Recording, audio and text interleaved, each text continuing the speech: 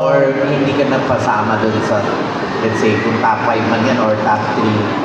Ah, nag, nag-blackout po ako when it comes to question and answer portion that time. Which is yung typical yan ng mga candidates, di ba, nagpa-blackout. Bakit? At that time, ano ba yung tinanong sa'yo na para mag-blackout ka, napakahirap ba o ano?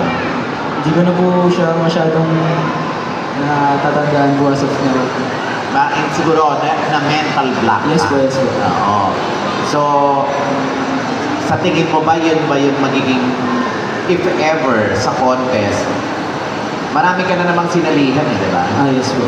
Sa tingin mo, yun ba yung magiging weakness mo? Actually, not really naman po. Actually, sisisi din po ako that time na mental block po ako. But siguro po, it's not my lucky day that time. So, kaya po siguro nangyari yun. Sabi nga po nila, panahon lang po yun.